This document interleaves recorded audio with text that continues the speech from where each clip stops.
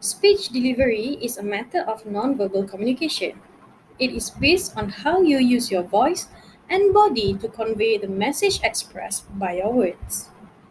There is a great deal of research showing that the impact of a speaker's words is powerfully influenced by his or her nonverbal communication. In this topic, we will explore how you can use nonverbal communication to deliver your speeches effectively and to increase the impact of your verbal message. The subtopics that we will discuss today includes what is good delivery, methods of delivery, the speaker's voice, the speaker's body, practicing delivery, and answering audience questions. Good delivery does not call attention to itself. It conveys the speaker's ideas clearly, interestingly, and without distracting the audience. Most audiences prefer delivery that combines a certain degree of formality with the best attributes of good conversation. That include directness, spontaneity, animation, vocal and facial expressiveness, and a lively sense of communication. Speech delivery is an art, not a science. What works for one speaker may fail for another, and what succeeds with today's audience may not with tomorrow's. There are four basic methods of delivering a speech. The first one, reading verbatim from a manuscript. Certain speeches must be delivered word for word according to a meticulously prepared manuscript. Examples include an engineer's report to a professional meeting or a president's message to Congress. In such situation, absolute accuracy is essential. Second, reciting from memory. Nowadays, it is no longer customary to memorize any but the shortest of speeches such as toasts, congratulatory remarks, acceptance speeches, introductions, and the like. If you are giving a speech of this kind and want to memorize it, by all means, please do so. Thirdly, speaking impromptu. An impromptu speech is delivered with little or no immediate preparation. Few people choose to speak impromptu, but sometimes it cannot be avoided. In fact, many of the speeches you give in life will be impromptu. You might be called on suddenly to say a few words, or in the course of a class discussion, business meeting, or committee report, want to respond to a previous speaker. And finally, speaking extemporaneously. Unlike an impromptu speech, which is delivered off the cuff, an extemporaneous speech is carefully prepared and practiced in advance. In presenting the speech, the extemporaneous speaker uses only a brief set of notes or a speaking outline to jog the memory. The exact wording is chosen at the moment of delivery. What kind of voice do you have? A golden voice is certainly an asset for a public speaker, but some of the most famous speakers in history have had undistinguished voices. The aspect of voice you should work to control includes: first, volume, the loudness or softness of the speaker's voice.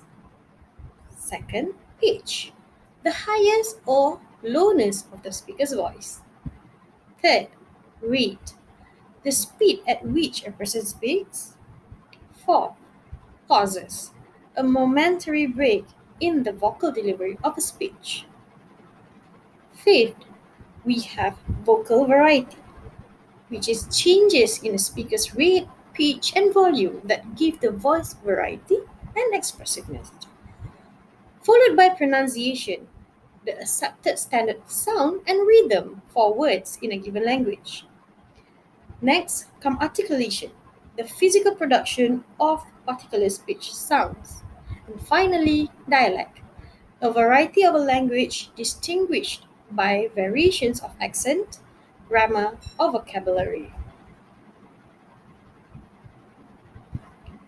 Posture, facial expression, gestures, eye contact, all affect the way listeners respond to a speaker. How we use these and other body motions to communicate is the subject of a fascinating area of study called kinesis. Personal appearance plays an important role in speech making. Listeners always see you before they hear you, just as you adapt your language to the audience and the occasion, so should you dress and groom appropriately. Novice speakers are often unsure about what to do with their body while giving a speech. Some pace back and forth across the podium, shift their weight from one foot to the other, or fidget with their notes. Try to appear calm, poised, and confident despite the butterflies in your stomach. Give yourself time to get set, arrange your notes just the way you want them, stand quietly as you wait to make sure the audience is paying attention. Establish eye contact with your listeners, then and only then should you start to talk. Gestures can add to the impact of a speech, but effective speakers do not need a vast repertoire of gestures. Some accomplished speakers gesture frequently, others hardly at all. The primary rule is this: whatever gestures you make should not distract from your message. They should appear natural and spontaneous, help clarify or reinforce your ideas, and be suited to the audience and occasion. And finally, the eyes have been called the windows of the soul. We look to them to help gauge a speaker's truthfulness, intelligence, and attitudes, and feelings. In most circumstances, one of the quickest ways to establish a communicative bond with your listeners is to look at them personally and pleasantly. Avoiding their gaze is one of the surest ways to lose them. Popular wisdom promises that practice makes perfect. This is true, but only if we practice properly. You will do little to improve your speech delivery unless you practice the right things in the right ways. There is a 5-step method that has worked well for many students. First, go through your preparation outline aloud to check how what you have written translate into spoken discourse. Second, prepare your speaking outline. Make sure the speaking outline is easy to read at a glance. Third, practice the speech aloud several times using only the speaking outline. Be sure to talk through all examples and to recite in full all quotations and statistics. If your speech includes visual aids, use them as you practice. Fourth, now begin to polish and refine your delivery. Practice the speech in front of a mirror to check for eye contact and distracting mannerisms. Record the speech to gauge volume, pitch, rate, pauses, and vocal variety. Most importantly, try it out on friends, roommates, family members, or anyone who will listen and give you an honest appraisal. Finally, give your speech a dress rehearsal under conditions as close as possible to those you will face in class. Question and answer session can make or break a presentation.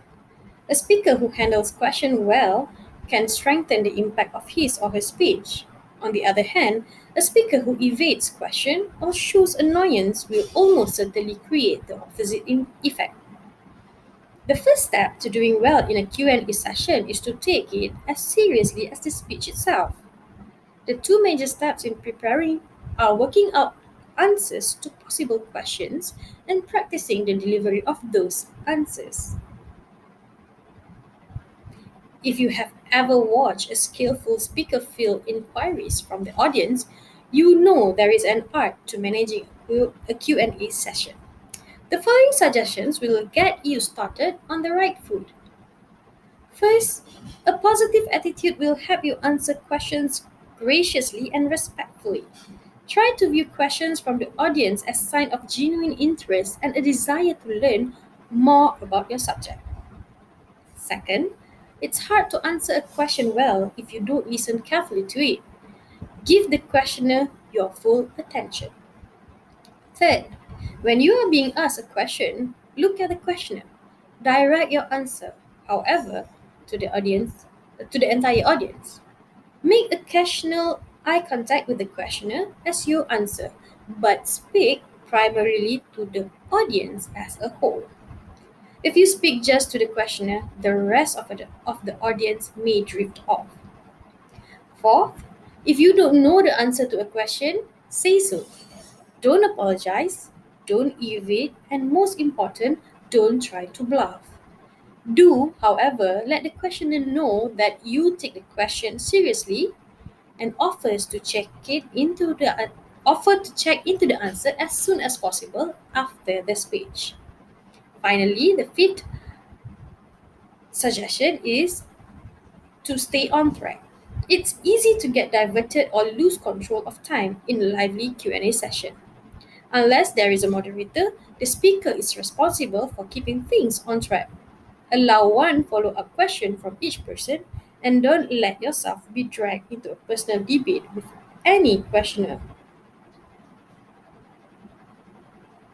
Previous slide was the last topic of our discussion. As Oliver Wendell Holmes once said, speak clearly if you speak at all. Carve every word before you let it fall. Thank you, and until next time.